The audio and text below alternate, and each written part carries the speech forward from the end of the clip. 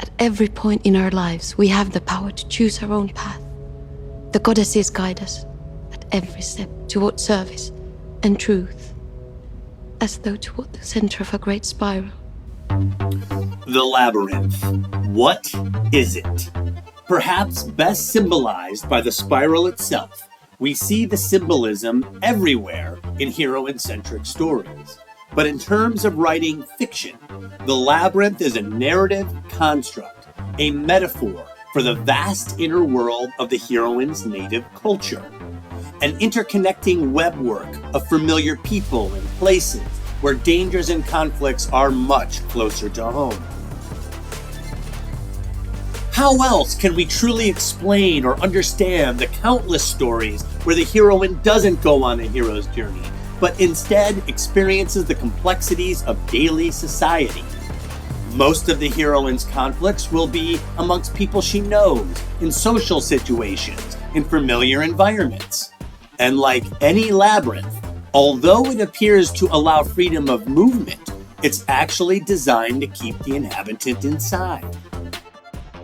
In numerous hero-centric stories, the heroine often feels trapped, confined, or repressed by the native culture. She usually experiences pressures or challenges from within the home, from family members, people who have an interest in the continuity of something cultural. She may be wary of traps, those who seek to capture, convert, or possess the heroine for self-serving reasons. The heroine often has dreams or aspirations that may be discouraged by the native culture. Social isolation, more so than death, is the threat. Stigma, a dreaded scarlet letter. As our heroines travel deeper into the labyrinth, they may break through facades or enter places of familiarity and safety where all is not well. And the heroine must be cautious in the labyrinth, for her enemies are not far off, but pass close to her. Even in numerous stories where the heroine appears to go on an exotic journey, in reality, the journey is a material manifestation of the home world itself, a fantastic reimagining of the heroine's own life. Sometimes there's a maze hidden just outside her window, and often with game-like rules where she can win or lose. So many great works of literature depict the heroine navigating the dangers and strange hidden worlds of society. But we see these complexities manifested into actual physical structures, especially in film. The maze becomes real, a material symbol of socio-cultural conflicts. And we see these subconscious projections repeating themselves in stories. Things like The Secret Door, in which the heroine discovers a magical entry into a larger world right in the heroine's backyard or hidden inside the house. It's fascinating to see these recurrent themes repeating in our stories. In most of these stories, the heroine isn't a warrior. She's a person more like you and me. And the most extraordinary things are just behind the mundane and commonplace.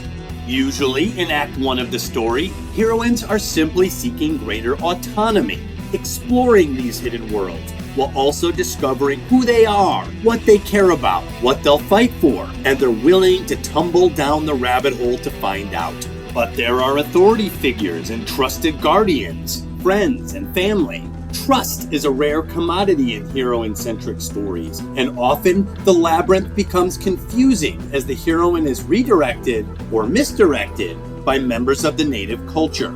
And it is this world that the heroine learns to navigate carefully. It's not linear, but multi-directional, non-linear, and asymmetrical. The labyrinth may even symbolize the human psyche itself, an outer expression of our inner human mind.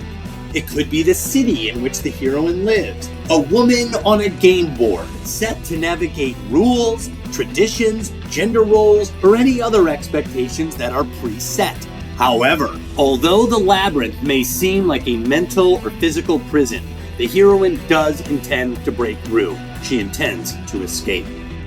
In fact, in many hero-centric stories, the confining or restrictive symbolism of the labyrinth actually represents a real push towards freedom?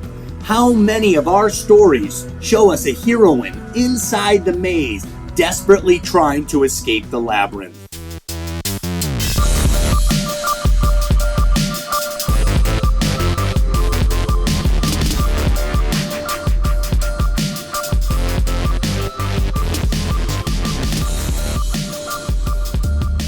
Whether we are talking about mythology, folktales, or modern storytelling, there is something visceral that resonates with these heroines. This desperate drive for freedom is an inherent human impulse that speaks to all of us. These heroines are modeling a way out, almost like an obstacle course in which movement forward is the key while solving puzzles, overcoming challenges, and evading danger. The archetypal design of the labyrinth is timeless. It's embedded in the human psyche. We'll always recognize it and will always respond when we see it. We instinctively know that when the heroine makes her move, she'll be pursued.